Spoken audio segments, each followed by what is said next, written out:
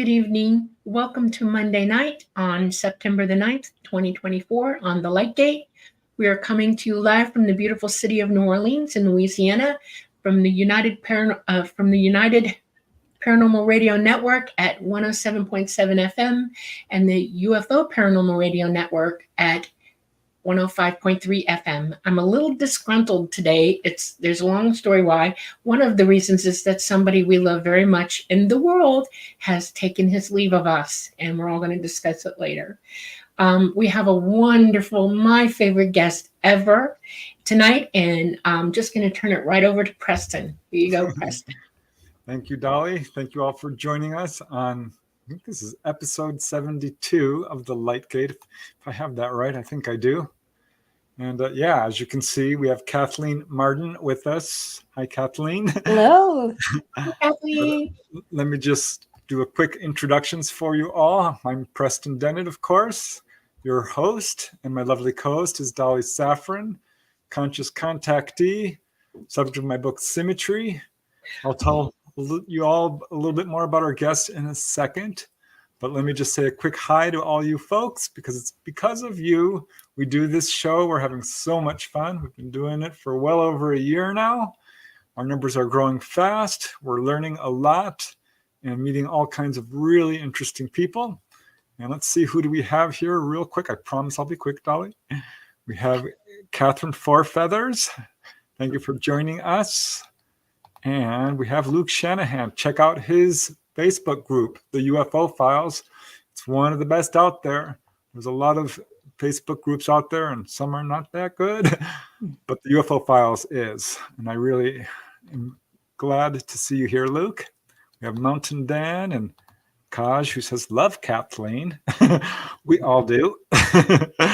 Olivia, thanks for joining us. And UFO Gods and Extraterrestrials says, hi, Catherine. Well, that's close. Kathleen, Kathy. Glad you could join us.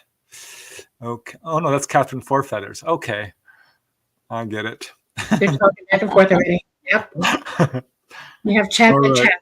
Yep. Janice Conant says, Kathleen, I'm reading the alien abduction files right now. Great. Interesting cases.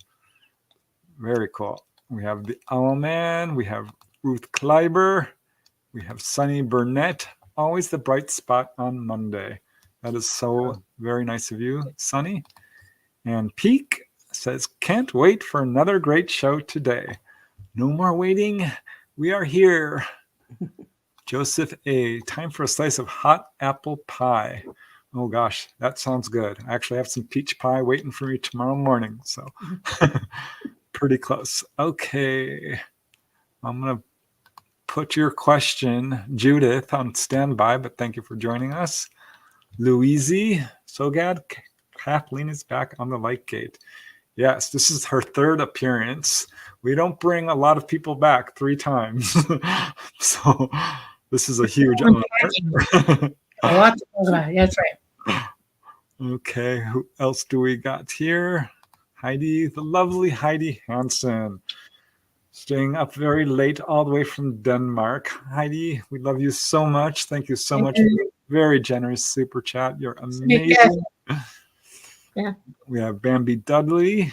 Blessings to both of you and Kathy. Michael Kennedy bringing the popcorn. Thank you, Michael. Hope you're doing well. Say hi to Kylie for me. We have Jen and Namaste.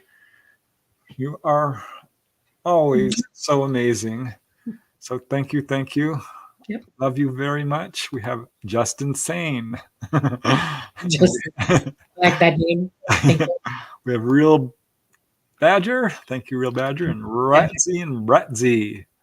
I tried to send you a telepathic message. Did you receive? I'm not sure. Somewhere in the middle of every other telepathic message I got during that particular show, yes. Okay. Or today even. Thank you. Dog Lego Lover. Hello, good folk, all the way from Canberra. Aw, Jen, thank you. $10 donation. You guys, it means a lot. Dog's got a new microphone. Thanks to all of you guys and your generous donations. So we're happy about that. Seal Badger. Hi, Kathleen. She's been a guest on the Paranormal View. Where haven't you been a guest? Oh, no. That's right. Susan Mack, looking forward to everything tonight. Luis Suarez. And we have Audrey Miller and Susan Lawrence and Mods Mayhem and CT Guitar Guy says, I met Miss Marden in New Hampshire. She is lovely. Yes, she is. Journey to the New Earth. We have Joy Simmons. Goodness, we have a big crowd today. Yay. Louis Molnar. What a great lineup tonight. Yes. Okay, we're already getting some. Yeah, guys, bring in your questions. Kathleen is very knowledgeable on the subject, one of the most knowledgeable in this field. So definitely get your questions in early and we will get to them. Hi, Scarlet Fire and Grandmaster. Oh, wow. Chat just absolutely loves you, Kathleen. Janice says, Kathleen is absolutely such an amazing lady. Her aura is amazing. I agree. Oh, Sandra, hello. We have Richard Minnick. Hello, Sandra. Jess and Friendy, and I'd better get started or I'm going to get in trouble because we've now passed the 15-minute mark. But I want to say thank you to Victoria. And, oh, this is a great question from Kidsy. I have to quickly mark this down before I lose it. Let me just say, dog logo lover, thank you. Thank you so much. Okay, you guys, I am going to get in trouble if I don't get going now. One more thing. Everyone say hi to Trixie. Hi. She's on my lap. Okay. Oh, and there she goes. Sorry, Trixie. All right. As you all probably know, Kathleen has been in this field for a very long time and has quite an impressive resume. But for those of you who are meeting her here for the first time, let me tell you a little bit about her. We're so excited to have her back for her third appearance on the Light Gate. I think there's only one or two people we've had back 3 times. So this is a huge honor for us. For me Just too. that clear. But tonight, Kathleen has talked about a bunch of things on the previous shows, including her research into her aunt's amazing experience, Betty and Barney Hill, the very famous landmark case. And we've talked about some of her own experiences as well. But tonight we're going to be talking about some of Kathleen's most interesting UFO cases. She's a very prolific and excellent researcher, and she's brought some cases for us. And if we have time, we're going to talk about the history and modus operandi of the UFO government cover-up and results of some UFO studies that she's been involved in, and just all kinds of fun stuff. So Kathleen Marden's interest in UFOs began way back in 1961 when her aunt and uncle Betty and Barney Hill had a close encounter with a UFO in New Hampshire's White Mountains. And as a family member, Kathleen had firsthand knowledge of this encounter on the day they arrived home.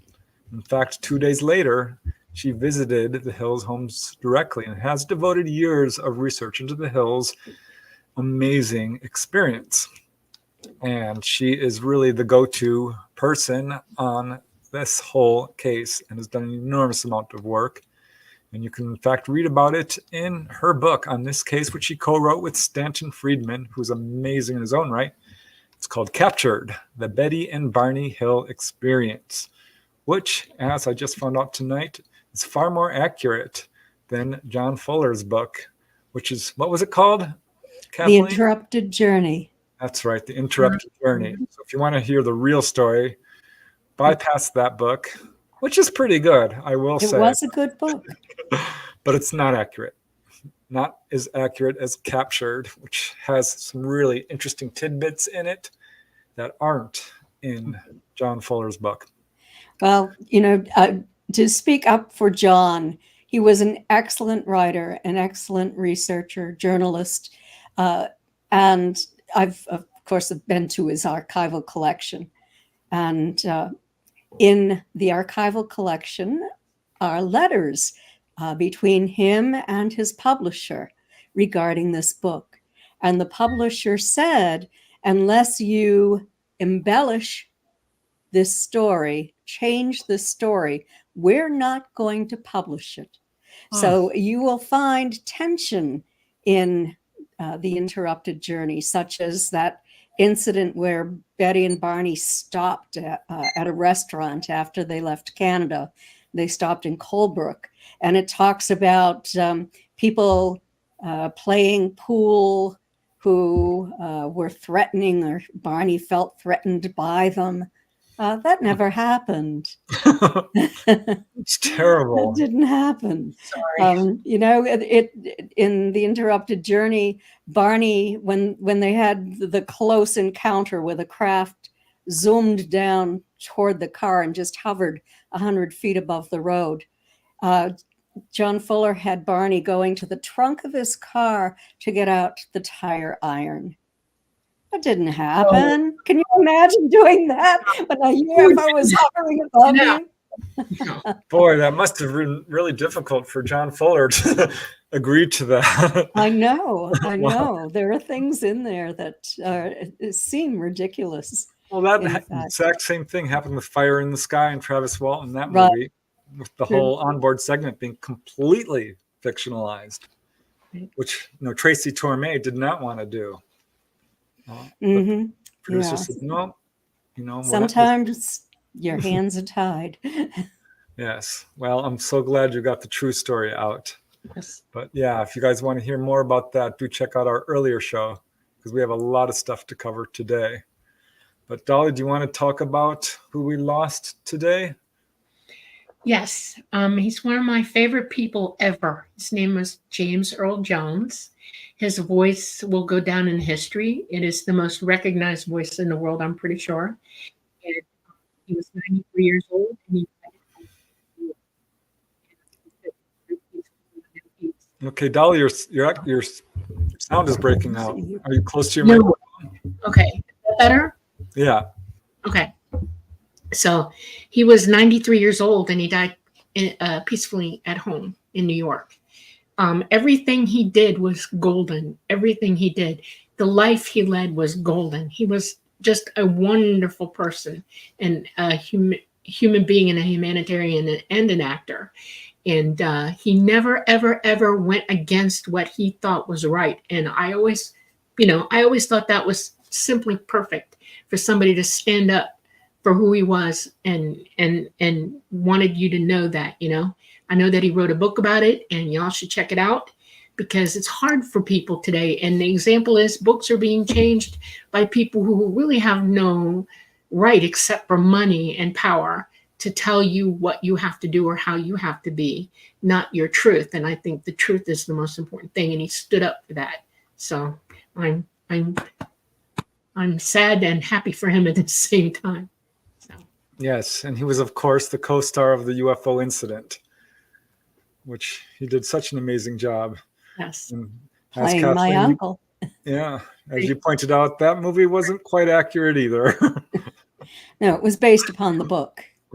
Yeah, I mean, it was a good movie. It was very, very good.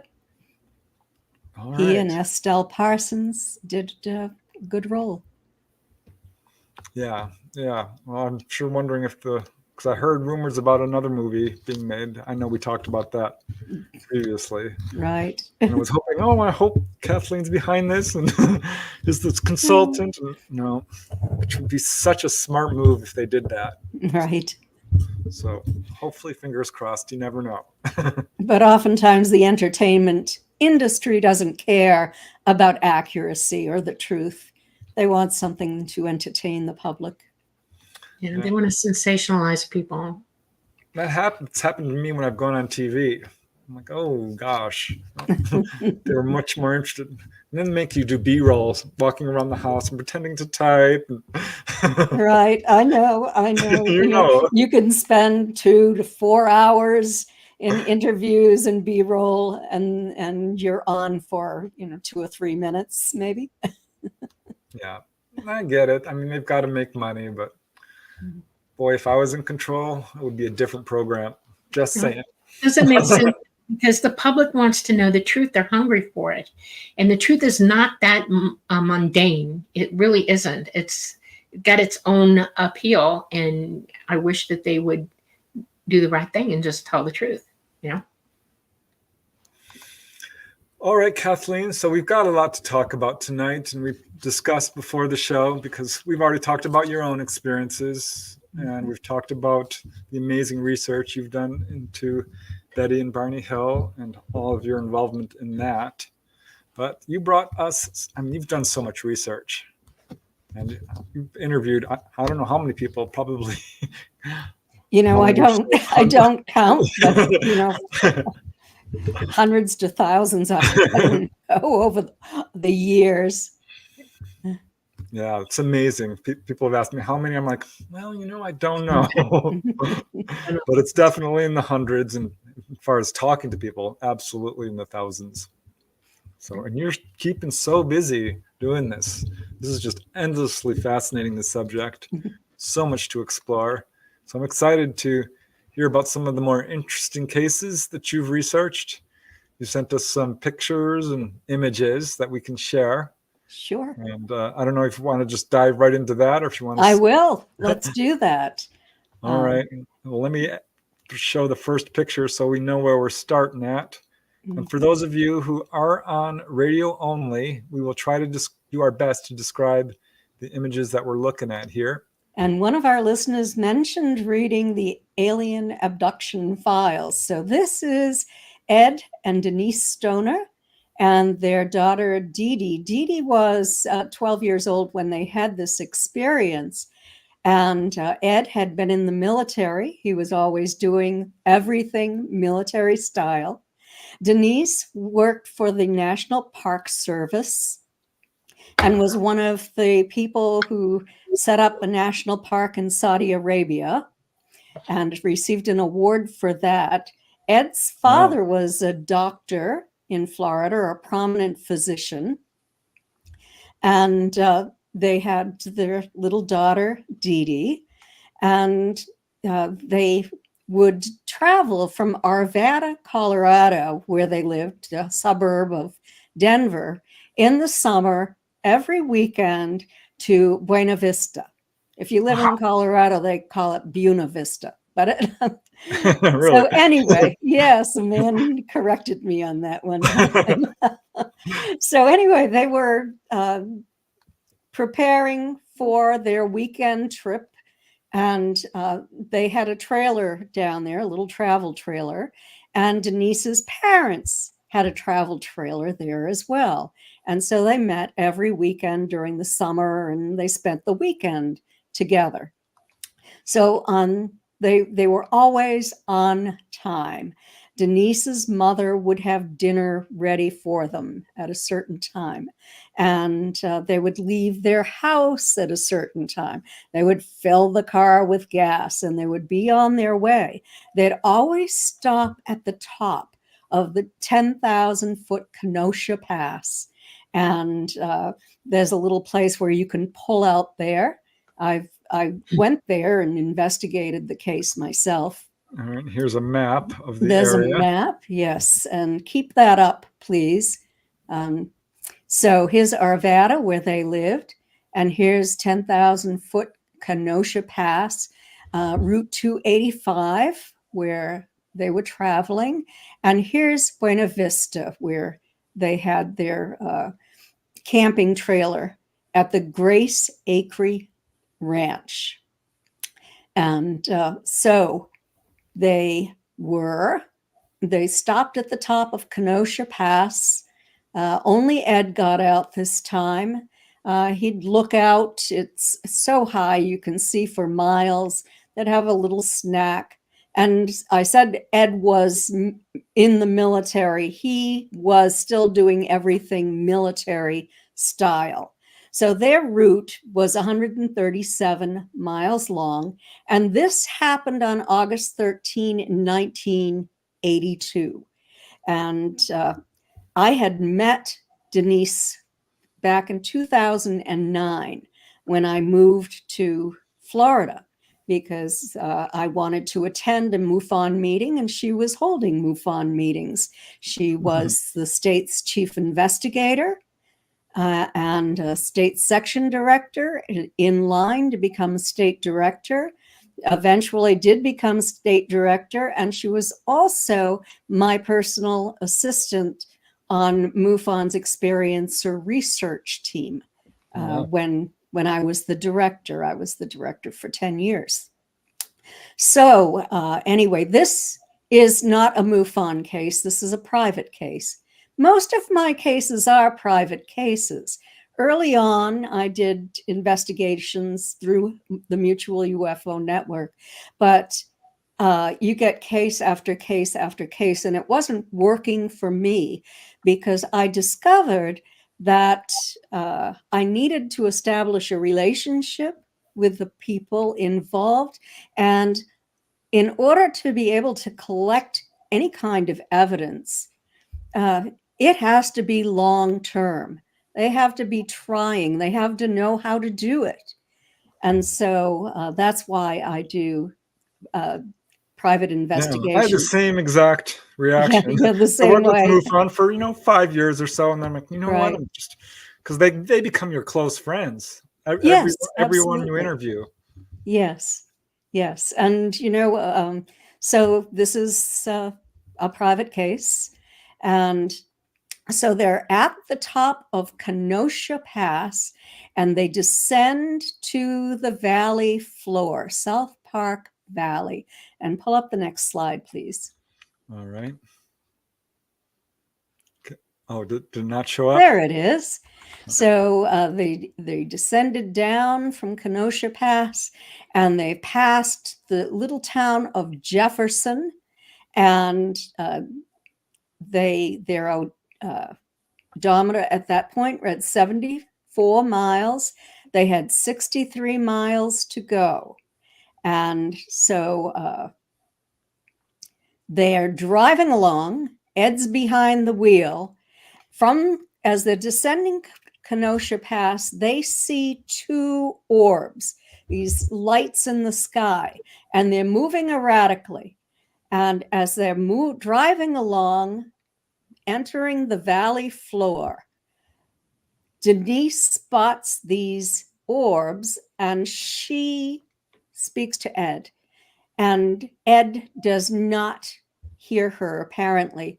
His hands are gripping the steering wheel. He's staring straight ahead. And all of a sudden, she feels, and this is conscious recall, she feels the car start to lift off the road and move over a snow fence. And I have this wrong. It's not, Kenosha Pass is not in the background. Oh, okay. Kenosha Pass is up and toward the bottom. So you're just looking at the mountains here. But anyway, these two lights descend upon the car. The next thing Denise knows, they are out on the valley floor. Their car is stopped. And go to the next slide, please. All right. It was before 7 o'clock in the evening when they were there. But all of a sudden, they find themselves on Trout Creek Pass, which is 40 miles from their previous destination. Yeah, but for those who can't see, because there are some people on radio, the image we're showing is Trout Creek Pass, right? Yes. Okay. This is Trout Creek Pass. Which shows a very lovely area. This is Colorado area? Is that right? Yes. This is central Colorado. Colorado's so beautiful. I could tell. Yeah. It's beautiful mountains and trees. Okay. Sorry, Kathleen. So the trip odometer at that point read 74 miles. They were missing 40 miles. Their car was stopped, and the headlights were on, but Ed had not turned them on as far as he could remember. It was now dark. They were freezing cold. Ed was hyperventilating, disoriented, perplexed. Denise was stunned, shaken beyond words, and their daughter was asleep in the back seat. Wow. They just didn't know what to do. They were supposed to be at the campsite by 8 o'clock so that they could have dinner with Denise's family. And now it was close to 11 o'clock. And so they drove on to the campground, and they found Denise's parents and the family friend out walking. And they were on their way to the ranch house of the owner of this campground, days before the cell phones. And they were going to call the state patrol because they wondered if Ed and Denise had an accident or if the car had broken down. And so the parents were very upset, but relieved when Ed and Denise pulled up in their vehicle. And they just said, "Where have you been?" And so Ed and Denise said, said, "It must be a real shocking experience to suddenly have missing time and you're trying to orient yourself like this." Yes, you saw the orbs, you saw the craft, and Denise is a lifelong experiencer. I didn't know it at that time, but her events went back to age 3 as far as she could remember. As they usually do. Yeah, periodically, over and over and over again. And she is an intergenerational experiencer as well. And so let's finish with this, and I'll talk some more about Denise. So they ended up at the campground, and show the next. Do we have another slide of them? Yep. Yes. Okay. So this is where they found themselves, in the car when it was dark and cold, and they were so distressed. And then they drove up here to the campground, up at the top, the camp destination, and always 137 miles from their home, but the odometer read only 97 miles. They were missing 40 miles in about 3 hours time.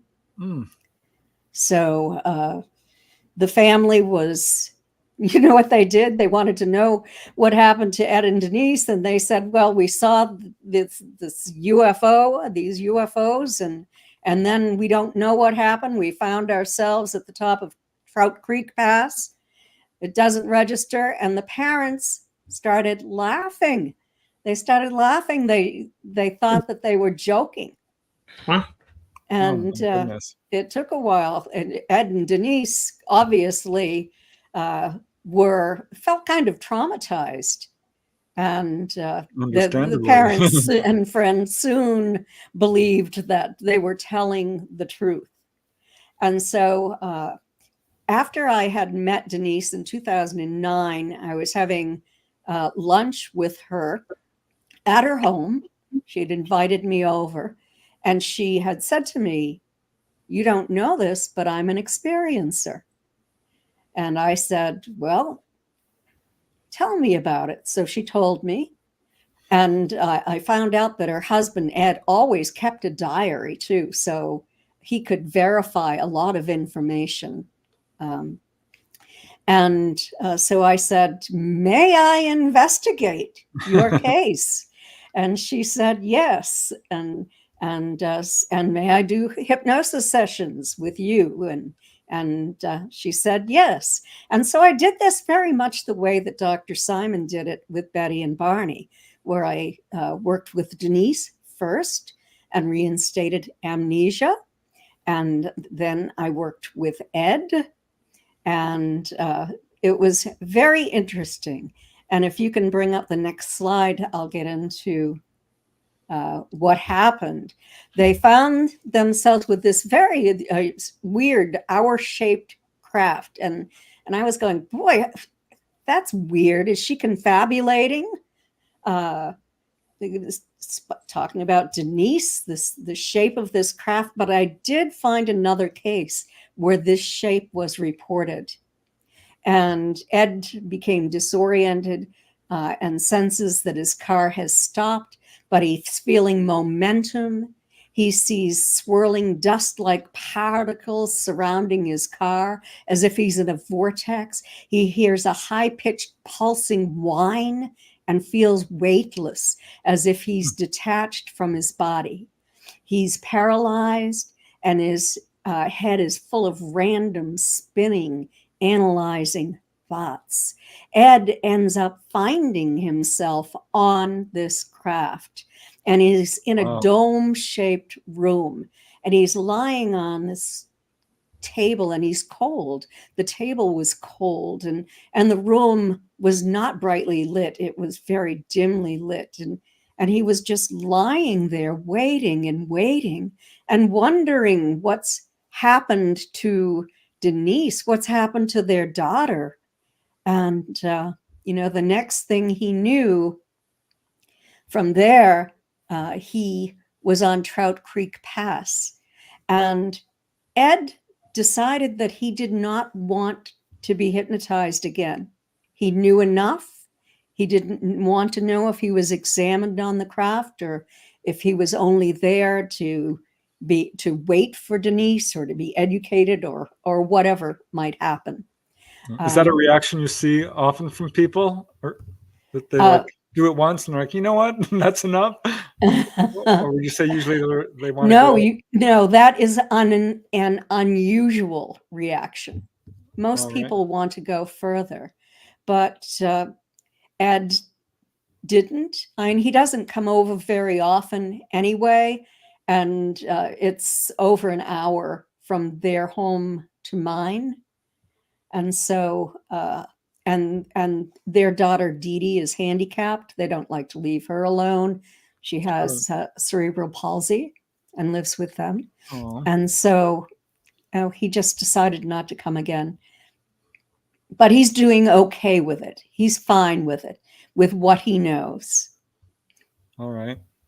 And let's move on, because the next is Denise. So this is Denise's sketch. You can see up in the top right-hand corner. And you can see the shape. You can see the orbs underneath. And underneath it, she saw a familiar gray ET. And this is her sketch of what it looked like in this area where he was standing.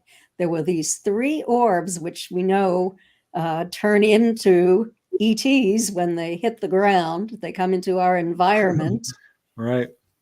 And so she was taken, she was absorbed into this light, this portal. It wasn't shaped like that. It was more straight rather than cone-shaped. But let me quote from Denise's hypnosis. She said, "I'm in the valley under the plates. I feel funny. The lights can separate from the plates and they can stay in the sky.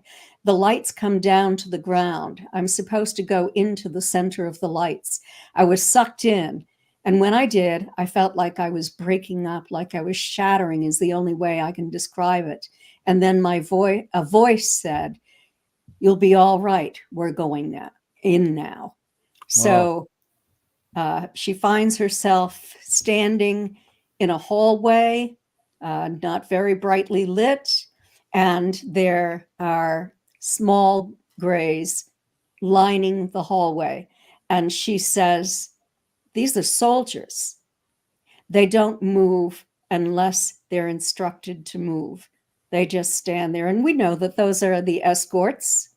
They're the little ones who assist the others. They are, they make sure you don't get off the craft with anything that belongs to them. Like that book that was promised to my aunt, kind of not really a book, but more like a tablet. And she was not permitted to take it off. So they make sure that you get off. For most people, get off without being able to take anything home with them to prove that this happened. And so Denise is taken into the craft onto a table. She's in a separate room, not in with Ed. I find that happens when more than one person is taken That onto was true with craft. Betty and Barney Hill, of Yeah, course. pretty frequently it happens. They're taken to separate rooms. Sometimes a lot of people are taken to one large room too. But anyway, she was taken into a room. When she saw the ET standing in the doorway, she became extraordinarily distressed because he was a mantis type, and his appearance frightened her very much. So I believe that the next slide is him. All right. Oh, yep. There we he are. is. So this is what she was seeing, and she said his skin has a green tint, tan, in between all the bumps. It looks darker. It has a mottled look. His eyes are yellow. They have a black center and lines running through them. I can't see his mouth. He has 3 long fingers and a thumb. It doesn't work well. He uses it as pinchers a lot. His fingers are very long and his palm is small. He has an oddly jointed body. He appears to be skin and bones, and his joints look arthritic. They're bulbous. I didn't see Wow. his kneecaps. His head swiveled. She compared it to an owl, the way an That's owl's head amazing. swivels. But she was compelled to go in and get onto the table. They had an instrument, and they had an implant that they apparently wanted to insert into her foot. So they inserted it into her foot and up her leg a bit. Now we know that implants have intelligence, so that they can move anywhere that they want to go in the human body. In fact, another time when Denise was taken, we lived close enough so that she felt the implant moving. She was watching it, and so I was That's got to be an I was experience. I was Wow. able to palpate it. And she said she would go in and see if she could get an x-ray on it. But before she could get the x-ray, it simply disappeared. So Yeah, I have other she, cases like that. I know that this happens. oh yes, it does, certainly. And then they inserted a needle into her navel to remove ova. When they finished that, they were up by her eyes, and she saw another needle with what looked like a very small round ball. And so they did something up by her eyes. It could have been maybe a camera, maybe another implant. Who knows? But it was something that they wanted to use. Dolly probably knows what it is. They don't implant into your eye actually, but they're scanning her retina when they do that. Oh, is that what they were doing? Okay. Her retina. That's interesting to know. Dolly has all the answers. Thank you, Dolly. So I had it done. It's like, oh, did she tell you she saw the inside of her eye when they did it? no, she didn't. Okay, you might ask her. Don't tell her what I said, but just say, Okay. did you see anything when they did that, and see what she said. Did they speak to her at all while all of this was going on? Did she get Yes, we're going to get to that. any? Okay. Yeah, we'll get to that. Let's go to the next slide. Okay. Here we go. After her examination was completed, she was taken on a tour to the center of the craft. Wow. That's cool. I guess I didn't put that picture in. Well, let me see if I skipped it or something. We'll keep going. I'll see if I can find it, because maybe you did and I just didn't get to it. Yeah, maybe. Let's see. I'll check my emails. Well, you asked about messages. Let's do that right now.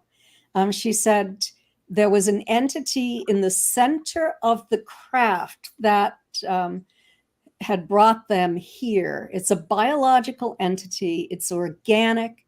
It's alive. That's the way she felt about it. She said this biological material is deep within the energy system of the craft. The craft can deflect anything that is tossed at it. The ETs who come to Earth are a protective force of the universe. This began a long, long time ago when my life force was put together, she said. And the next slide should be another series of messages. All right. Yeah, I'm not seeing the other image, so. Yeah. Okay. I'll just tell you about it after I read this. She said, "We are a difficult species, so many mistakes. We can't continue the way we are. They're still monitoring us and taking DNA samples for various reasons. They're trying to factor in something that will work for both. They take our DNA for the preservation of our species and theirs. They're trying to combine the species and make a more survivable creature. We get to keep some of their experiments, babies that have been created, that are born to human mothers and grow up on this planet. They don't eat like we do. They eat through absorption.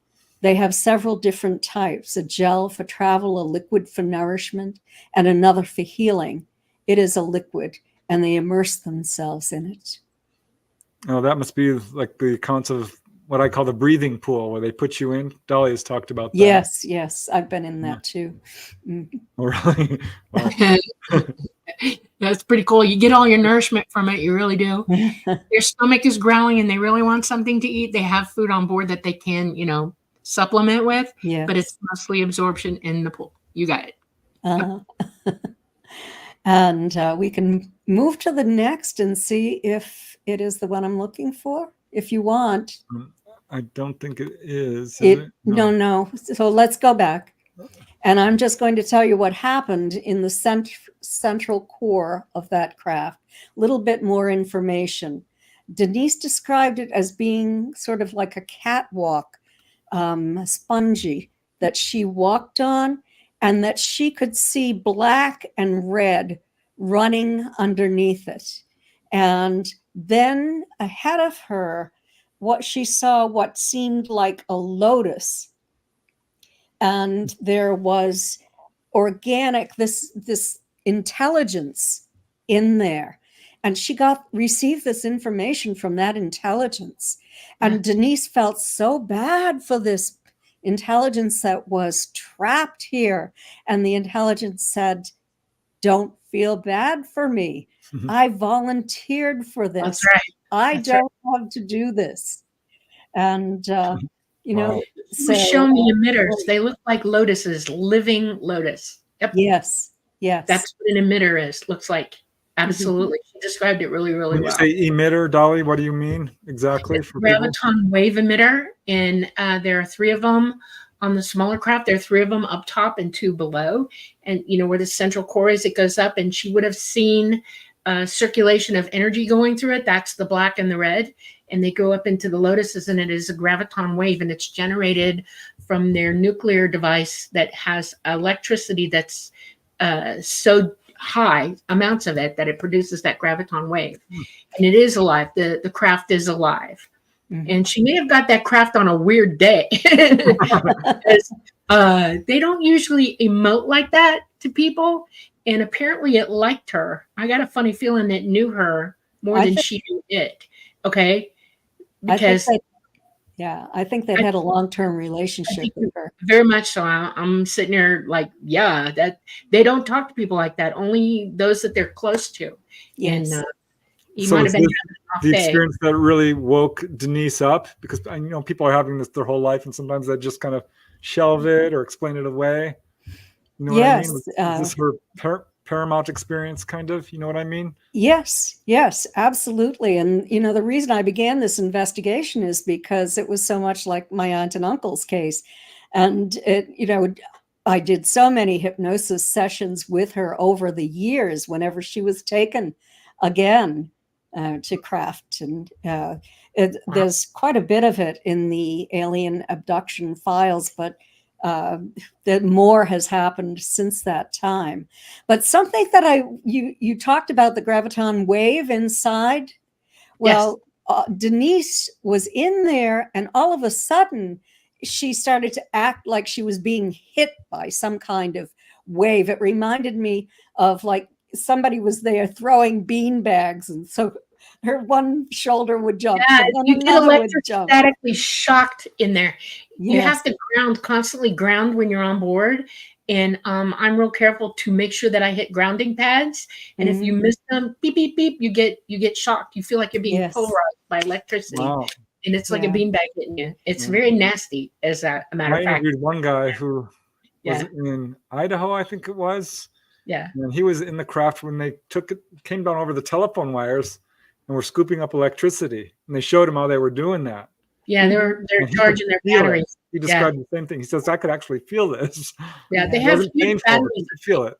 Okay, and when they're in atmosphere, they're on batteries only. They're not using the nuclear at all because it's too much radiation. Nobody could take it. You don't want to be here for that. Okay, so if they're here for a long time, they'll recharge on, any electrical resource they can grab.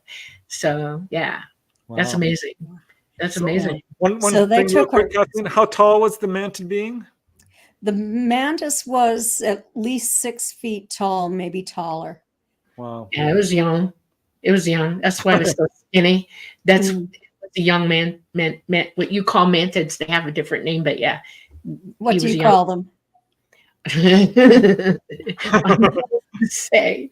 I am not allowed to say. I'm You're only not allowed to to say say, anybody one name, and that's it's because it's related to the people on this planet who are native. Mhm. The Stark people on this planet, and they come from the Orion section, the Orion clusters, and here's Orion's belt, and it's the belt on the star on the right, and then down from that, they call that Orion too, all the astronomers here, and it's in that system, and they call it Enneoma. Oh. And if you're native here or indigenous, they have Enneoma or Enneoma, okay, and it's short for Enneoma, and it literally means the people. They are the people. Like we're all people too. We are the people. And when I was young and I heard that, I used to think Earth should be called that too. I had a hard time as a young child. Why is this Earth? And they say, because it's the Earth. There's Earth on the Earth. You stand and walk around on it. And so the people are on the Earth. And that's how they make the distinction. I'm like, okay, fine. That makes sense to me. Go ahead. And, but yeah. But mantids are not from the Orion system at all. They're from way, way out this galaxy. They're from another galaxy entirely. And when they're young, they look like little spindly, jerky, weird-looking guys. Okay, they're young, and the older they get, the taller they get. They're like, what you would call a Nordic. They grow. Yeah. Within their lifetime. They have a long, extended lifetime. John Schaefer says mine was 8 to 9 feet tall. That was an older one. Yeah. And they fill in a little bit, as they go. But they're very spindly looking. Yeah. When Denise was a child and she was taken, she used to call him the oil can man. Yeah. For some reason, he reminded her of the oil can man. And one time she was taken, and when she was returned home, her pajama bottoms were soaking wet and really cold around the bottom. Wow. That's interesting. Sometimes things happen. I didn't always get to come home in what I wore when I got on. It's simply, I don't know. They just don't care what, your clothes go somewhere while you're on board, you wear something else. Right. You're decontaminated, okay? Completely decontaminated to be on board with them. And sometimes they put them on inside out and backwards. Sometimes they mismatch you. You come home with a purple sock and a green sock, different things. I mean, it's challenging for them to help you get your clothes back. So. Sometimes in somebody else's clothing. Even I read about I think it was one of Bud Hopkins' cases where the earrings were put in backwards. Yeah. Go figure. I know. And sometimes they forget to give you your jewelry and they return it later. Yeah, like Betty Hill had that. Betty Hill and Mona Strafford and oh, that's right. That's right. Yeah, I'm trying to Elaine Thomas. Yvonne Smith had a case like that too. Yes. The lady I talked to. She's like, "Where's my ring?" It was back on her dresser like several months later. They just put it there. Yeah, I used to get presents too. I like marbles, natural marbles. Okay.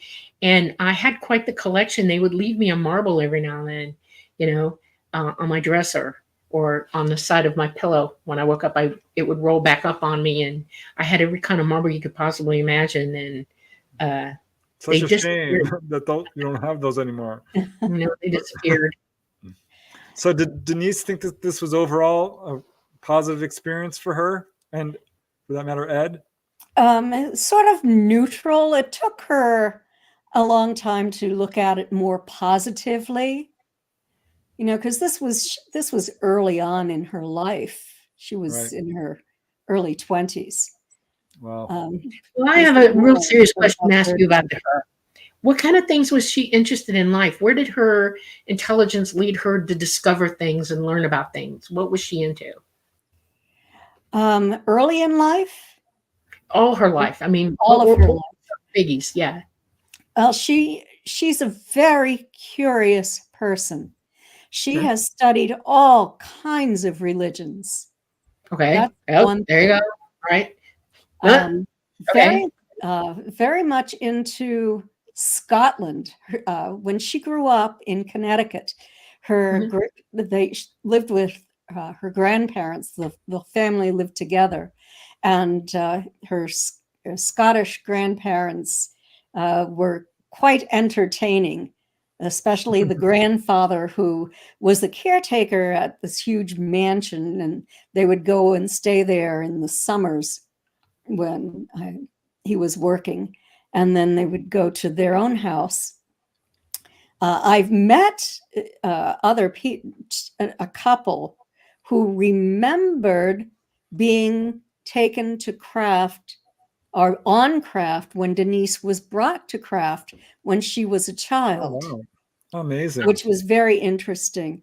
And I found out from Denise's mother and from Denise that her parents were getting ready to go to bed one night, and they looked out the window and they thought there was a plane coming in and it was going to crash into their bedroom. And the next thing they knew, they were waking up in bed, and they hadn't even been in bed. So, it's just amazing. Case after case, time after time. Of education from them. They start when we're young, and her interest in different religions mirrors me in some ways. I was obsessed with it. I wanted to know every religion on the earth. I wanted to know everything about it. I was trying to make up my mind about certain types of philosophy and morality that they were teaching me, and I was comparing and contrasting with the religions on earth. I was trying to find foundations for us here, why this was all going on like this. And I came to a bunch of conclusions about it. I bet she has too. So, it's a very interesting pattern with contactees, because looking back at myself, I, at a very young age, I'm 7 years old, obsessed with disasters of all kinds. My parents were like, why are you buying so many books on shipwrecks and earthquakes and hurricanes? I'm like, I don't know. I have no idea. Which was followed, of course, by a super strong interest in the solar system. So, yeah, you see these seeking sort of personality with contactees. Yes. And Denise is very interested in crystals. She's been very interested in psychic phenomena. She's had a lot of paranormal type phenomena in her home, orbs, things disappearing and then being returned. Oh, yeah. That's a thing. Yeah. Yes. Cool. Well, I need to take a quick station ID break. I know you've got a couple of more amazing cases. We got a whole list of really fun questions for you, Kathleen. Okay. So I want to get to them at some point, but let me just take a quick station ID break and let you, hold on a second. Let me pull up the banner there. So yeah, you are all watching The Light Gate. I'm your host, Preston Dennett. My lovely co-host is Dolly Saffron. This is episode 72 with Kathleen Marden. This is the third appearance she's had on The Light Gate. We're so honored. Previous appearances, she talked about her research into her aunt and uncle, Betty and Barney Hill, and all the amazing research she's done with that. Check out the book Captured. And in her second appearance, she talked a lot about her own experiences. But tonight, we are diving, because she's got so much information. We're going to have you back on again, Kathleen. I want to come on. I have another case that I want to share with you. Oh boy. Okay. But tonight we're talking about some of Kathleen's more interesting cases, and there's a lot of them. These are in her book, The Alien Abduction Files. And we just talked about Ed and Denise Stoner and their amazing encounter in Colorado. She's got a couple of other cases she wants to share with us. We will get to your questions. And if we have time, there's more to talk about as well. All right, Yes. There we go. And I want to say that I put 6 cases into the alien abduction file, 6 cases I investigated. But the cases that I'm going to discuss next are from my book, Extraterrestrial Contact, What to Do When You've Been Abducted. Oh, cool. Cool. I like that. Okay. Is this the one with Matt, the pseudonym? Yes. Okay. Yeah. And the Jim too. All right. I have some of the pictures you sent to us. So whenever you're ready, I'm ready. I'm ready. Let's move on. Okay. Should I pull up the picture? Or Yeah. do you want Yes, please. Okay. Yeah. Here we go. It was about 2011, 2012 when MUFON asked me to investigate a case in Canada, up in Winnipeg. And so I said, okay, this was not an abduction case or contact case that I knew of at the time. It was just a close encounter with a craft by an amateur astronomer who was outside looking at the sky at night. And the craft came in closer. And then we remained in touch, as I always do when I have a case that seems that it's interesting. He started sending me a lot of photographs. And first, he woke up with this Y-shaped wound on his head. This was in 2013, after I'd been working with him, I think, for a couple of years. Discovered it at 6 a.m. There was no blood on his pillow, he said, but there was this wound on top of his head. He always felt kind of nauseated and completely exhausted when he was taken and returned. So Denise Stoner had a wound like this kind of Y-shaped wound on the top of her head after one experience that I wrote about in the Alien Abduction Files when she and Ed were cave divers. And it was something that happened during... Cave diving. Wow. They were up for a cave diving trip in north, sort of central western Florida. And Denise was taken, not Ed that time. He was put sort of into a state of suspended animation. But it's all in my book. I won't get into that. Let's get into Jim's case. So he would send me just a lot of photographs in his yard. In one of those, there was like a beam. He had a lot of photographs of beams that would be coming down and hitting the ground. And so one time I decided, I always put it in my photo program. I know that a lot of researchers think that you should not enhance a photograph in any way.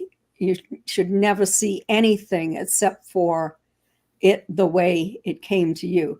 And, Jim's wound is exactly the way it came to me. But if you're going to see things inside the beams, sometimes you have to magnify it or do something so that you could see if there's something in that beam. And we actually saw, Denise and I would look at these together. She's a very good photo analyst, and because she was MUFON's chief investigator. And we actually saw little people inside that beam. That was amazing. Wow. He sent photographs of what looked like entities standing on the roof of his garage. He would sense that these craft were coming in, and he'd always have his camera ready. So he was one of those people who knew in advance when he was going to have a visitation. And so, You have some of the pictures? pardon me? Do you have some of the pictures? I have some more pictures that I'm going to show if you want to. I didn't include many, but some are in the book, I hope. there are some in the book, but the others I don't show because they're not that clear. Right. And someone will just say it's pareidolia, you know, that kind of thing. But they certainly look like entities. So let's move on to the next slide, Jim's slide. So one time he's taken, I'm collecting evidence here, and he has bilateral bruises on both arms. Again, he's energy drained, he's sore. And so you can see here where the bruises are. Bruises on both arms. He thought he must have been struggling. He didn't remember, and he could not be hypnotized. I never attempted to hypnotize him, but somebody up in Winnipeg did, and he wasn't able to be hypnotized. Now, is Jim the guy? I spoke to him, and I'm not sure if I'm remembering this correctly, but didn't he wake up once with burns on his eyes where the doctor said, "Were you exposed to a welder?" I think that was him as a young child. I don't remember that, but that doesn't mean anything because I've had post-COVID syndrome, and that affected my memory, unfortunately. So I used to have full memory of almost everything. I'm getting it back. But I don't remember the welder's eyes. Maybe it was the same. I'm pretty sure that was him because I did speak with him. He was very open. I mean, he told his doctors all about this as well. He's like, "This is what happened to me." People are sometimes not forthcoming with their medical professionals about what's going on with them. But I believe he was. Yes, Jim was. He would talk to his family physician. He didn't. We'll get into surgery he had. But his family physician was a person that he could confide in. He believed him. In fact, Jim found an implant, and it was about here on his arm. And he went to his family physician, and he had that removed. And if you want to move to the next slide.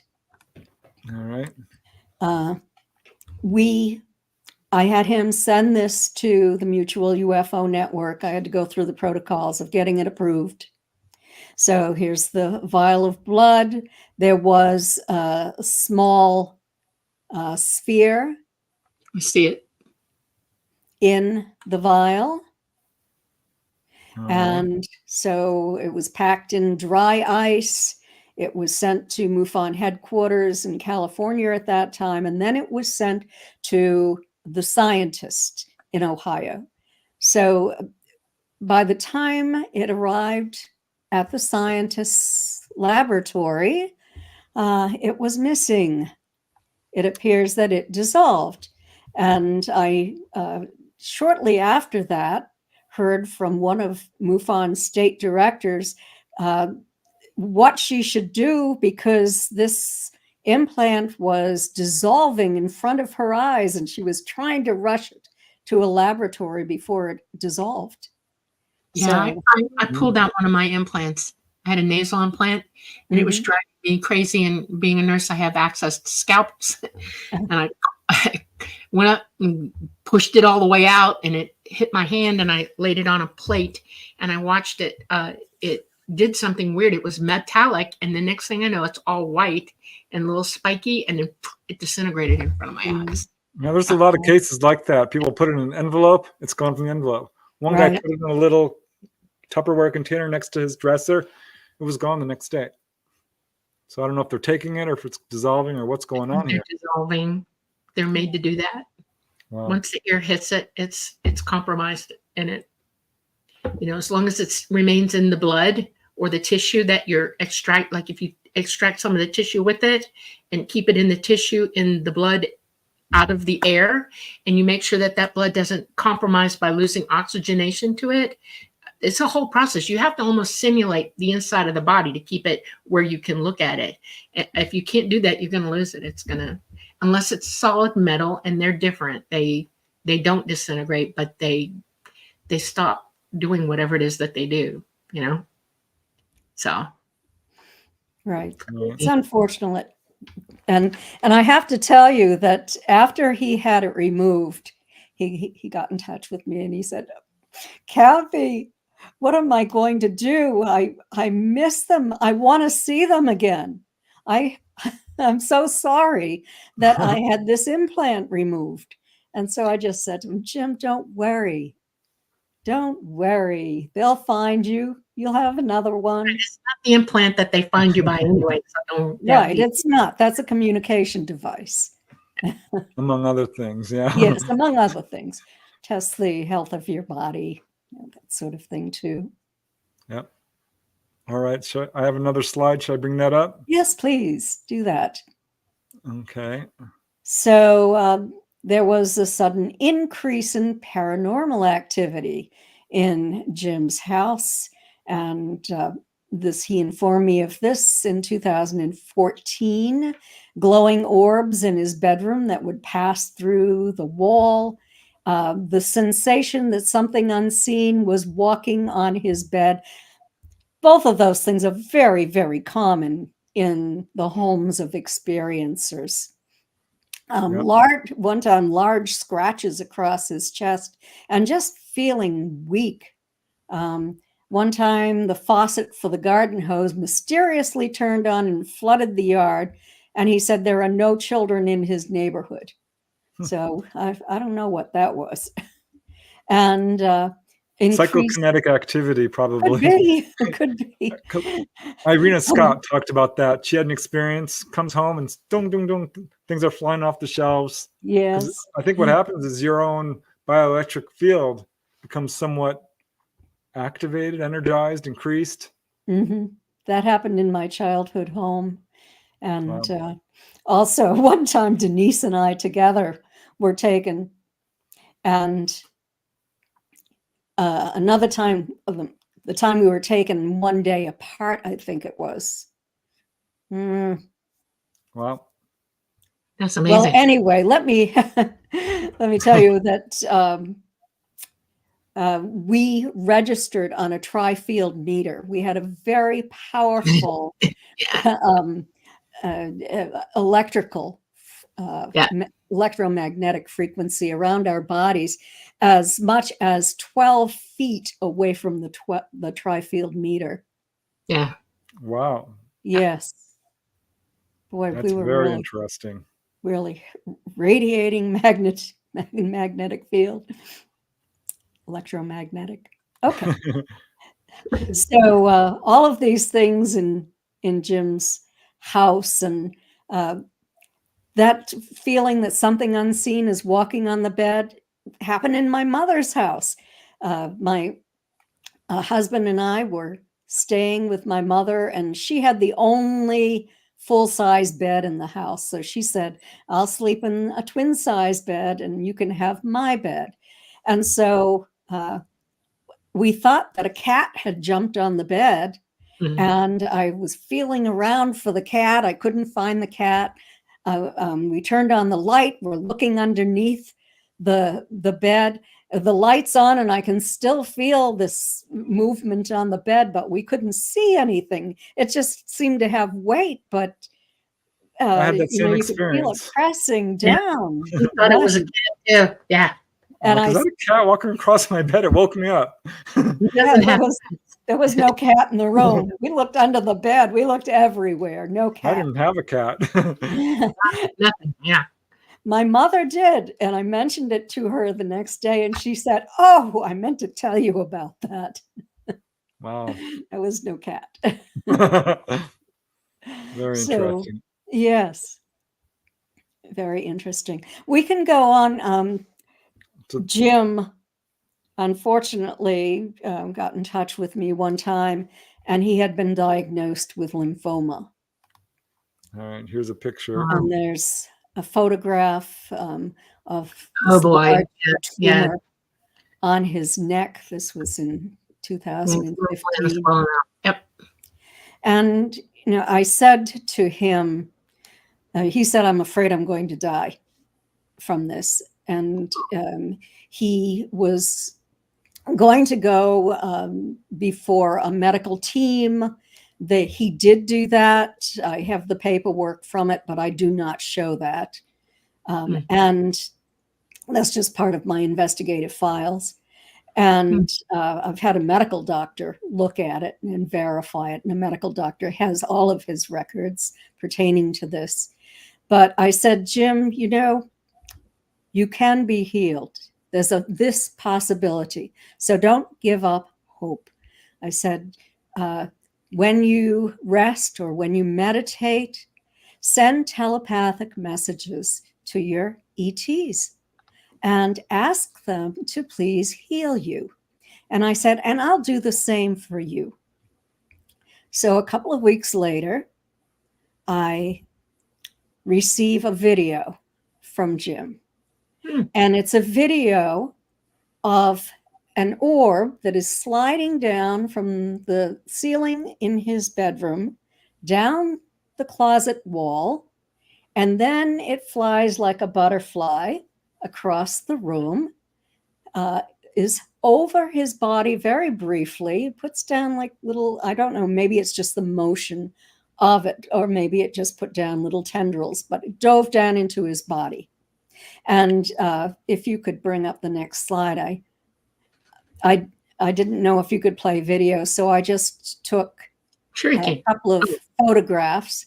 You see this beautiful baby blue, and it had sort of an ecru colored center. And it was morphing as it was flying through the air. You can see this beautiful kind of turquoise around here, and these sort of iridescent, in a sense, beams that shoot down. It enters his body, and he immediately falls asleep. He wakes up 12 hours later, and there is no evidence of any swelling on his neck at that point. Wow. Yeah. So that was amazing. He did go in for the surgery. Anyway, he did not feel that he could tell the surgical team that this had happened to him, that he had asked the ETs to heal him when they came and healed him, I'm sure through this orb. Amazing. So the surgical team removed 4 tiny necrotic nodes that were not cancerous at that point from his neck. Yeah. Amazing. Yeah. So he was healed. I remember Jim told me he once put on his phone on voice activation when he went to bed, and it turned on, and he caught a 10 or 15 second audio tape of the ETs coming. He could hear them. Yes, I heard. Talking. He sent that to me too. Oh, okay. And that color, kind of a purplish, bluish color that's always associated with their presence. He also sent me photographs of that color in his room. Oh, wow. Yeah. That's amazing. I mean, there's not a lot of contactees who are able to capture really good evidence of their experiences. It's often just anecdotal, but boy, a lot do. I know Dolly has. She's been fortunate that way. Yes. Yeah. And Jim as well. Yeah. Amazing. I was taught I grew up knowing how to remote view. And I didn't know this until I was much older. When I'm remote viewing you, I come off as a blue orb. Seriously, a blue orb. I look like a blue orb. And an associate of mine at our Georgia CE5 group, I couldn't be there that time. I was in Florida and they were in Georgia, and they were at a private home having their meeting. And I said, well, I'm going to remote view. And he said, well, let me know, and I said, I can't let you know, I'm going to be remote viewing. He said, well, you're going to come now? And I said, sure, I'll come now. And he said, okay. He was dead up waiting for me. He said, we're in the living room where the fireplace is. I said, okay. So I found the room and I'm in there, and all of a sudden I see him jumping up and down like crazy. Okay. I'm like, why is he jumping up and down? And the next thing I know, my phone's ringing. He's desperately for me to answer. So I answered my phone. He said, Dolly, I got you on film. I said, what are you talking about? And he said, you're a blue orb. And they had me in front of the fireplace, and then near the door, they saw me come in through the wall, and they got like 15 pictures of me in succession moving through the house. Mm-hmm. And he said, can you do it again and we'll all watch? And I'm like, oh my God. So I did it one more time for him, and they all saw me. And he said, this time you look like a blue and white butterfly shape, I said, that was probably it, because you makes you wonder about the many orbs people see. Oh, sometimes absolutely. they're ETs, sometimes they're spirits. When you said the butterfly, I was like, yeah, I do that. So, yeah. So amazing. I have another image you sent me of a non-human in the doorway. Is that Jim's as well? It is. Ooh, I want to see this one. All right, I'll pull that up right now, because this one looks amazing. See, Jim sent me the photograph on the left. He said he sensed that something was coming into his room. And so the light was off. He just shot a photograph of it, and couldn't see very much. But then I put it into my photo program again and played around with it. I didn't change it at all, only put color and lightened it up. No, I see it. So here it is, right here, down yes. here. This yeah, is it, you can see the eye right there, and then you see this right here, and it looks so different than a gray to me. You can see this looks like an eye, right? If it's a non-AI gray, they all have different faces like we do. Yeah. Okay, they have different bone structures, same configuration like we do, but some of them have higher cheekbones than others. Some of them have more narrow face. They're individuals, Yeah, and right. Like an individual, somebody. Yep. You can see either a pointed ear next to what looks like either a hat or a rounded head with a brow ridge. Yeah, he has a brow ridge. They all do. And he probably has pointed ears. Yeah. Yeah. And you can see underneath it what might be technology. Yep. Oh, wow. Yeah. You can see what looks like his arm below that and a little hand. Yep. And you can see what an opening that might be a mouth. A little bit below his nose. He has a nose. Yes. They're slightly interdimensional when they're coming in, Mm-hmm.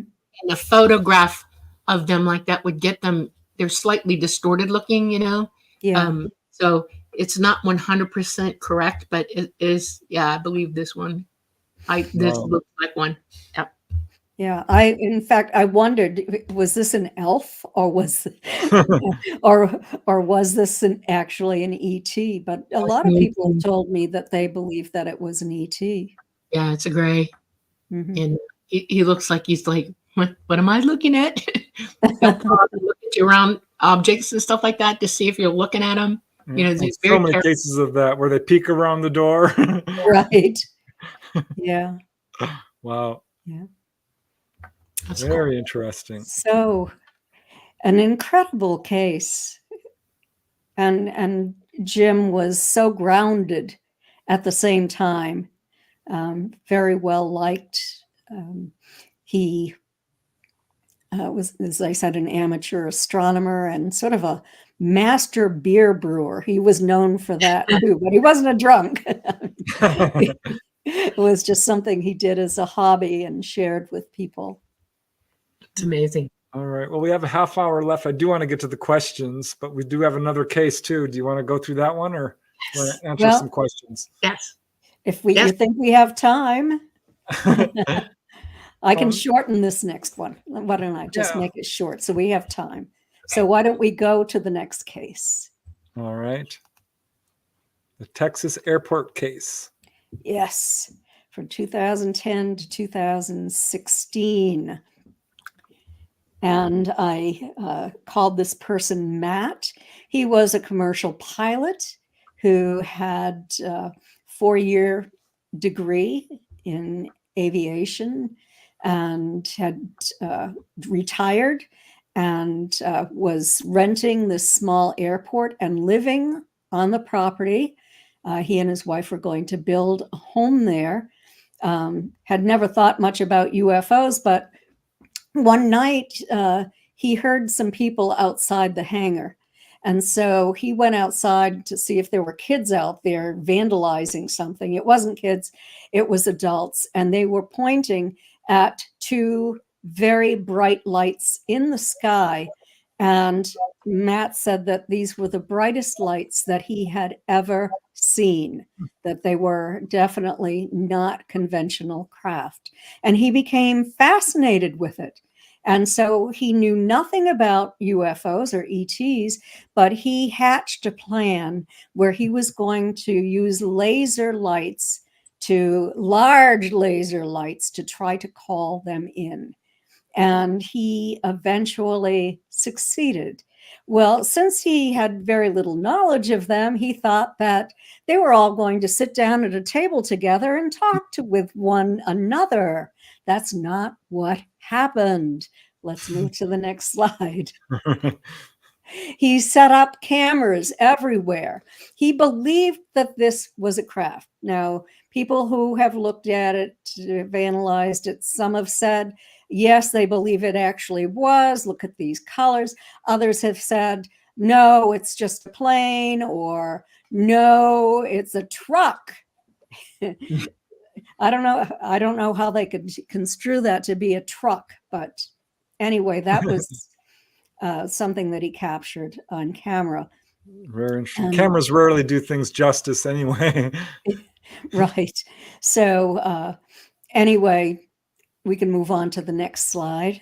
All right. Now here we go. Okay, November 2010. He is on the telephone with with a relative who works overseas, and he's standing.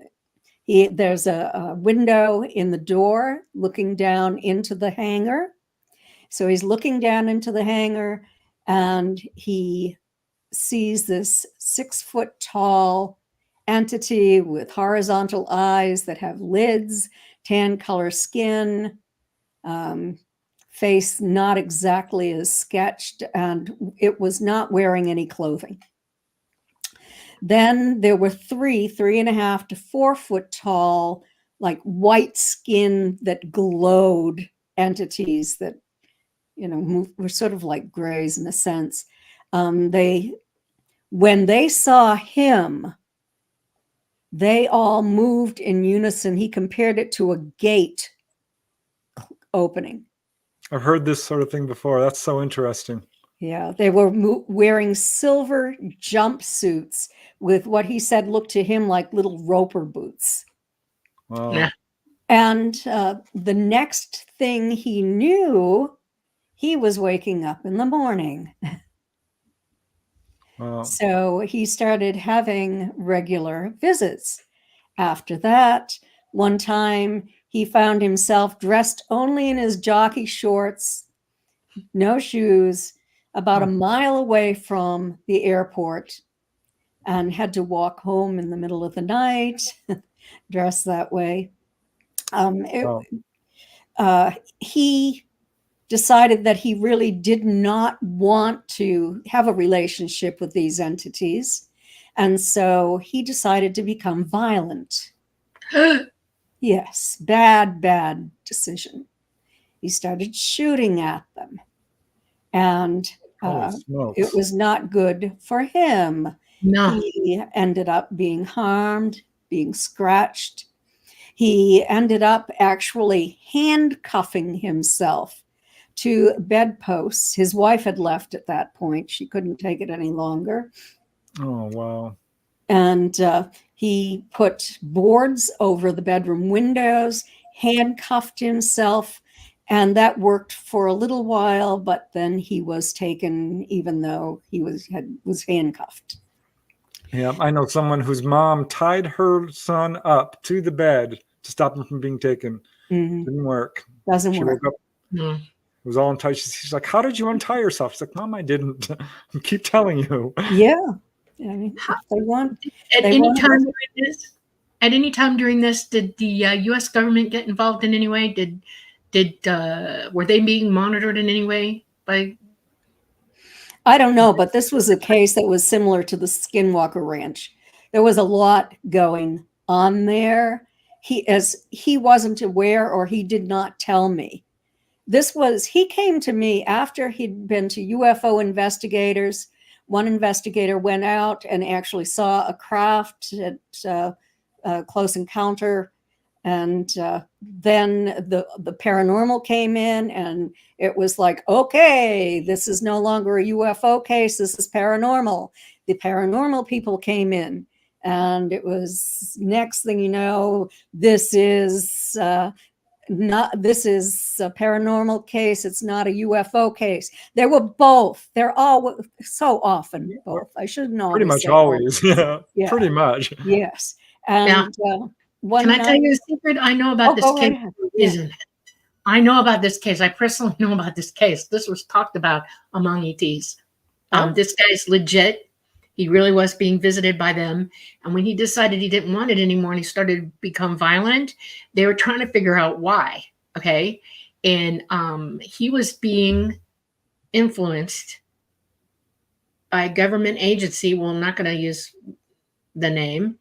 And they were mentally attacking him over it. Oh. He was being surrounded by them, and he was being tortured and debunked by them because this is legit. They didn't want it to come out as a real case. And ET was trying to decide whether to back out now or keep working with them because he's the one that asked for it. Mm-hmm. You know, and to them, it's like, if you ask for it, you got it. Toyota, you know, they're going to watch you for a while, as long as they can. And it's a big mishmash of conflicting forces, all with this guy in the middle. That's what I learned about it. Yeah, it was really sad. I know. Yeah. I did speak with his best friend, who was a retired state trooper. Yeah. He knew about it. He was connected. I know he knew about it. He saw him. And he saw them. Yes, he talked to me about that. And one time, Matt and his mother, the family had a family meeting, and they wanted him to get psychiatric help because they didn't believe him. So he said, "Stay here with me and I'll prove this to you." His mother stayed with him, and they looked out onto the runway, and what they saw was a grassy savanna with mammoths grazing. Oh boy, yeah. Holy smokes. Yeah. One time. I mean, a really weird activity. I wrote about it in Extraterrestrial Contact. There's a lot of information in there, but you know, I'm not sure if I have another photograph to show or not. I do, come to think of it. Right. He tried everything. He turned to all different religions. Wow. To stop this. And his camera caught this inside his house. He believed that this was an angel saving him from this evil being that was right here. You can see an eye there, I guess, another one here, and a light being. Yeah. Very interesting. Yeah.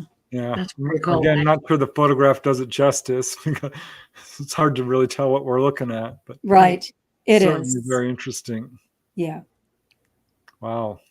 No, he was definitely legit. You can tell him I said so. I know he is, because I've heard about it from ET. They talk about it. Unfortunately, he has passed away from blood cancer. Unfortunately, I'm so sorry. Yes. Yeah. He was a very nice individual. But when he was violent, one of them he was sleeping with an AK-47 underneath his pillow. I guess that's what it was. Maybe I'm wrong.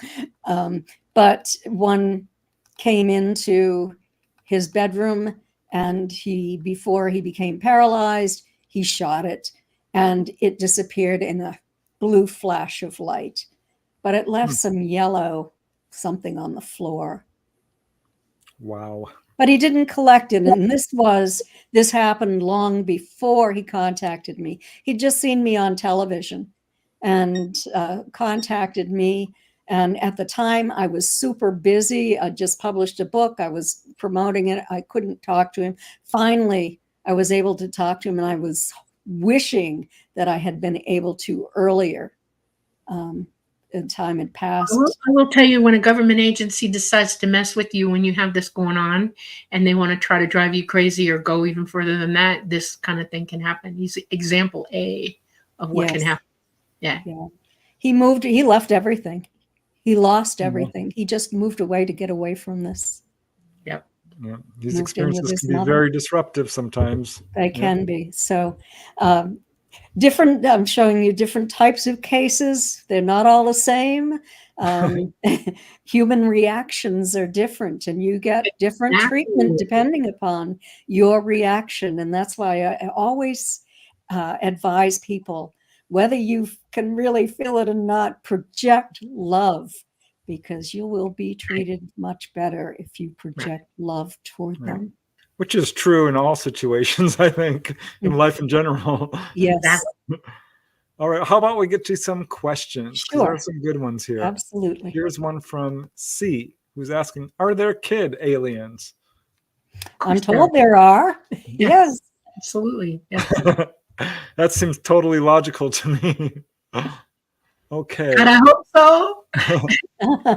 No offense. Now, here's a question from Judith, and this is directed to me, but I think this is pertinent here. Could you please confirm if I am a contactee?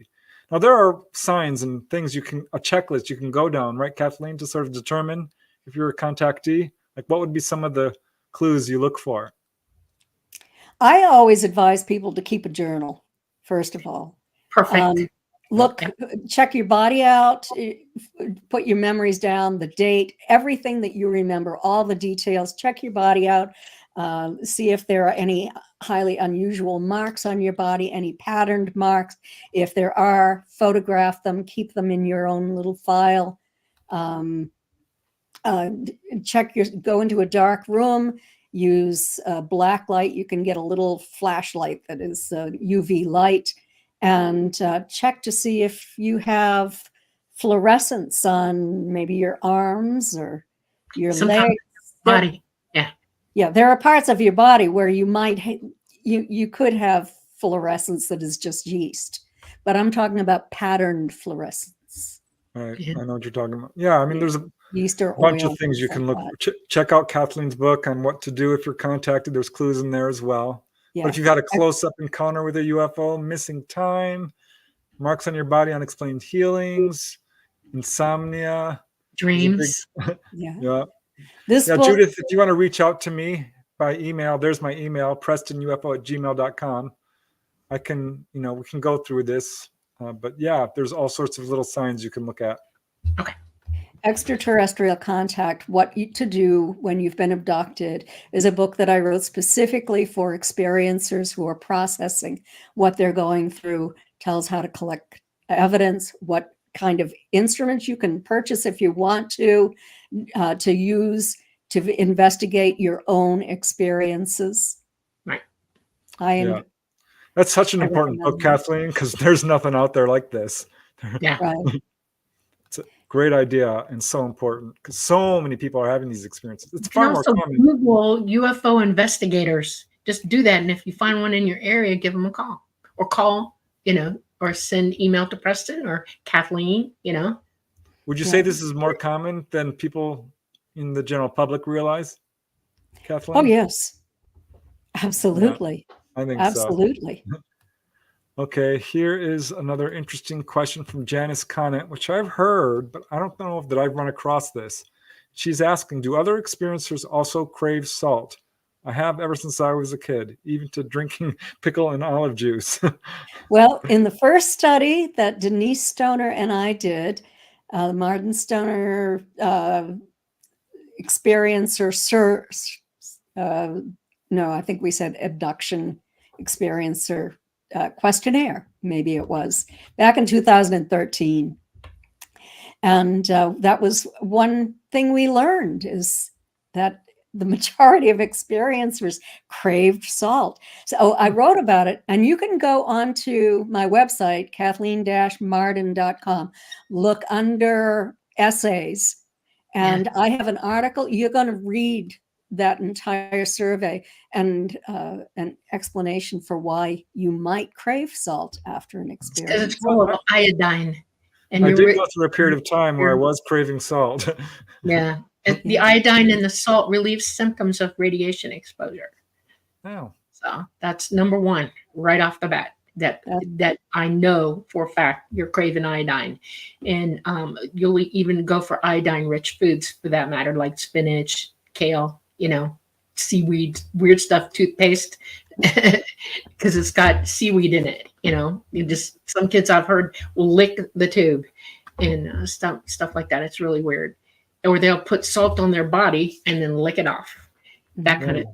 That's how much. Well, that was out with some people who have pica, who are actually craving certain minerals. Pica being, eating things that aren't food.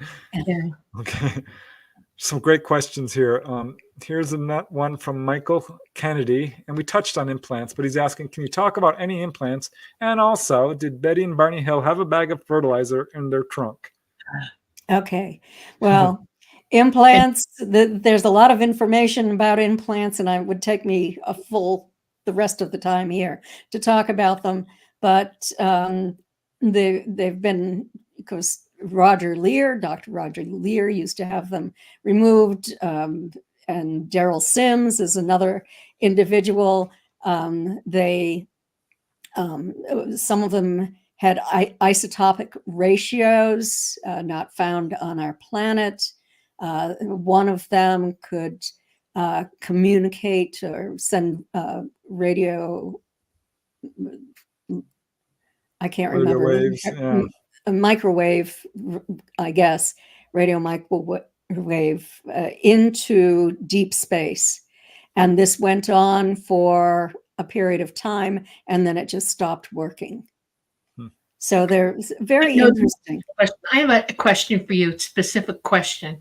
Lear went to Turkey when the UFO that was coming for 3 years in a row.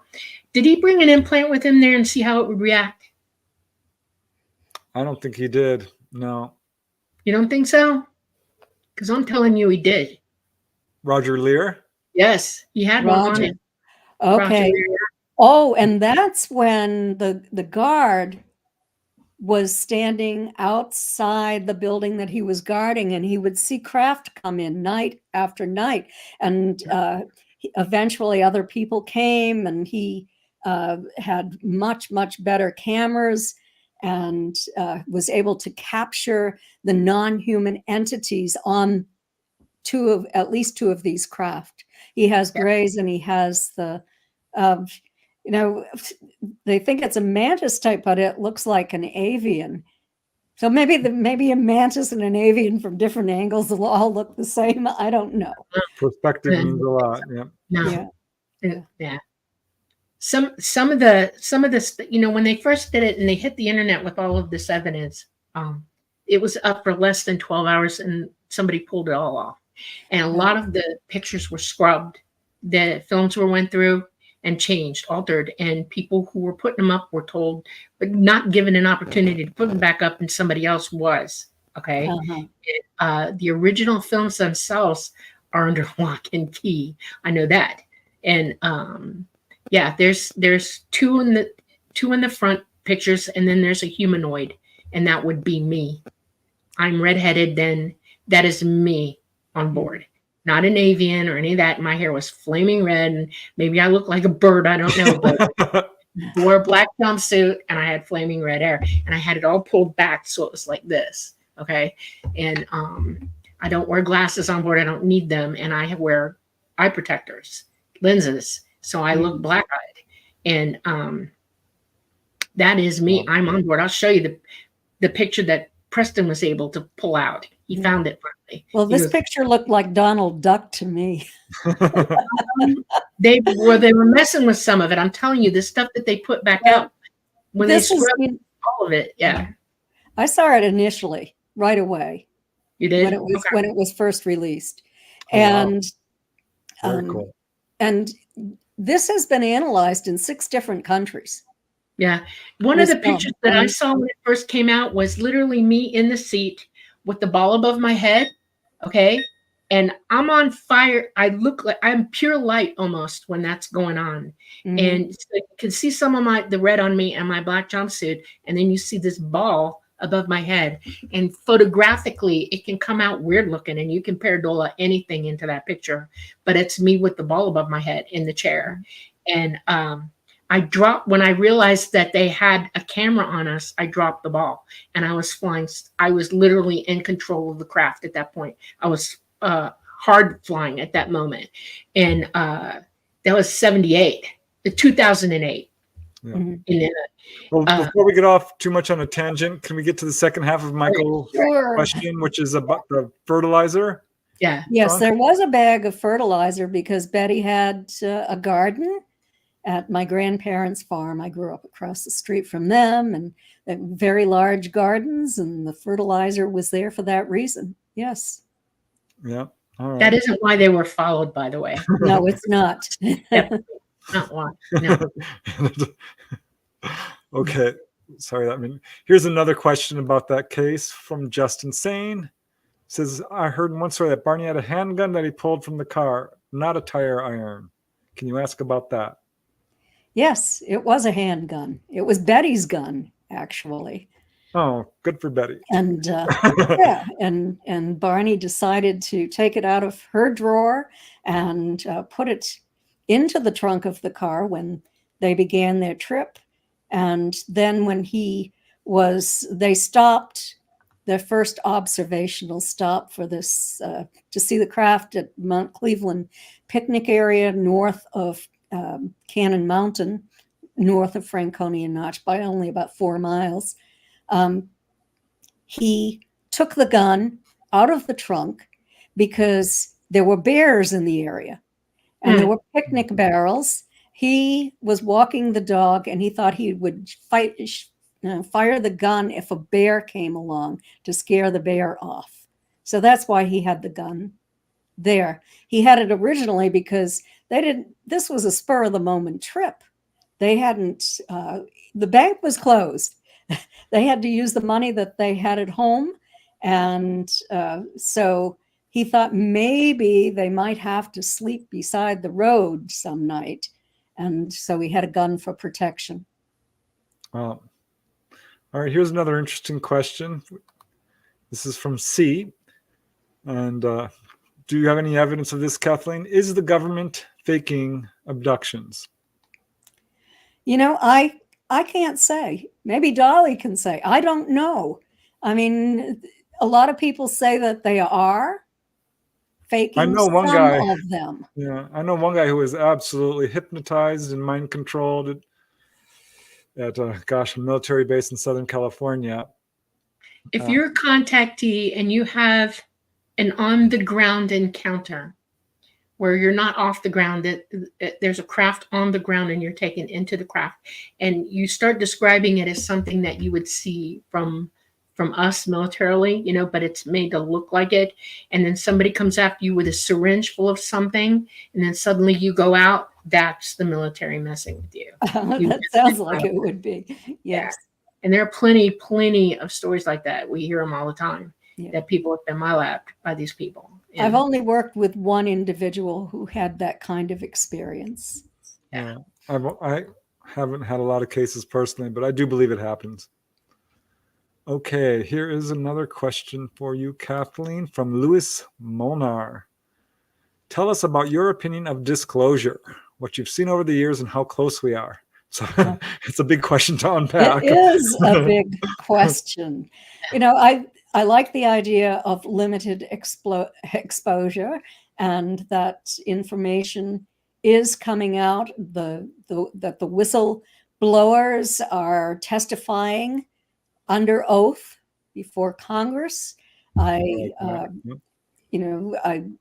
believe that that bill is being passed. I know I've heard that there's military pushback.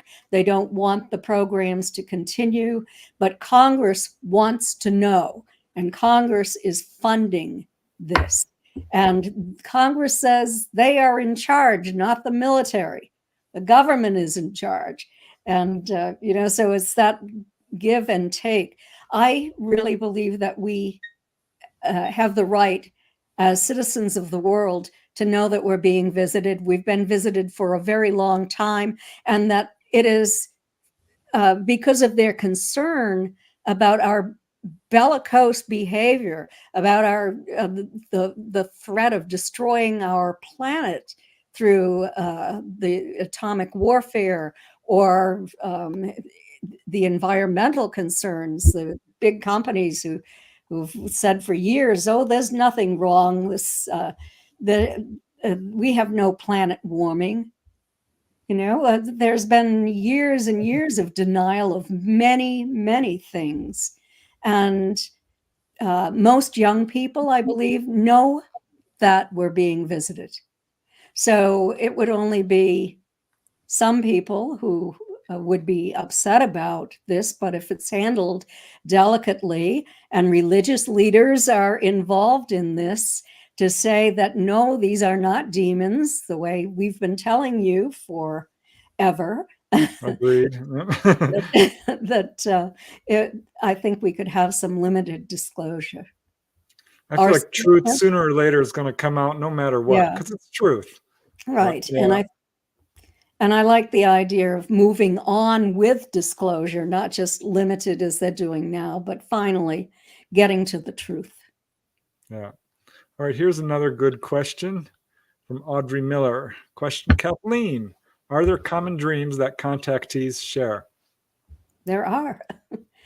Contactees have dreams of being taken to craft and interacting with these non-humans that seem too real to have been dreams. And the majority of experiencers have had this type of dreams. Sometimes they come back with evidence on their bodies and memories too. Yep. Okay, I'm not sure we're going to be able to get to all of these questions, but we have at least time for one more. Let me see. There was one here I really thought was interesting. Yes. This is from Fun Talks TV. Question for Kathleen. If you had the chance to ask ET about any past activity on their part, what would you ask? Oh my gosh. You want to think about that? Did you really plant our seed here, like you say? Do you come back periodically to check on our development and to upgrade our genome? Yeah, I've got all kinds of questions. I have a million of them. I do too. We're actually beginning to run out of time, but I want to quickly show some of your books because you have so many really wonderful books that people need to check out. Here's the Alien Abduction Files. We've been talking about a couple of cases from there. Forbidden Knowledge. Are you working on another book, Kathleen? I'm working on a survey right now, the Marden Barton survey on religious belief and extraterrestrial life. And anyone can take this. Anyone can take the first 25 questions. There are 50 in all. Please follow the instructions. If you don't follow the instructions, you're not going to be able to submit it. We need 100 more before we can have the results analyzed, hopefully by a PhD statistician we've been in contact with. And then we're going to publish our results. So wow. Dr. Barton has her doctorate, and I've worked with her for quite a few years now. Very cool. She's also an ordained minister. What's the foundation for the questionnaire? Why the questionnaire? What are they sampling? In other words, well, we have concerns about the religious people, particularly in the South, who are terribly frightened of all of this and believes that it is all demonic. There are some in the Pentagon too who have that attitude. And we want to be able to discuss all of this and to help people. Melanie is a psychotherapist and a minister. Well, she was a minister. She's not any longer. She's more spiritual now, like all of us. Where can people get this survey or find it? You go to my website at kathleen-marden.com, and you can find it right on the menu. If you're on Facebook, it's on my Facebook page too. All right. Any last things you want to share with everyone before we have to say good night? Well, I just want to say thank you so much for having me back again. I hope everyone enjoyed this evening's show. And there's another big case that I would like to present. We will do that in the future. Like when we end the show, you're going to stay so we can put you in the slot somewhere before we hang up. Okay. Okay. All right. Let me just say a quick thank you to all you folks who watched us tonight. All you folks who very generously gave your time and some funds. It means a lot. Thank you so much for the questions. We had a real good time. So happy you join us each week. Thank you, TCNN. Thank you, all of you. Heidi Hansen, you guys are amazing. Thank you, thank you, thank you. It means a lot to know that we have such wonderful people watching and such wonderful support. So thank you, all you guys out there listening and watching. Yes. All right, Dolly. Thank you, everyone, for coming to see us tonight in this beautiful September evening on Monday night. We will see you next week. I hope you live in joy and happiness. And please keep journals for yourself every day, no matter what. It's the best way to experience your life is to go back over it and think about it and munch it over. The best person to tell you the truth about yourself is you and what you experience. You've been listening to The Light Gate, and we're coming to you live from the beautiful city of New Orleans at the United Public Radio Network at 107.7 FM and the UFO Paranormal Radio Network at 105.3 FM. Everyone, joy, peace, namaste. Good night, everybody. Thank you, everyone. Thank you, Kathleen. Thank you.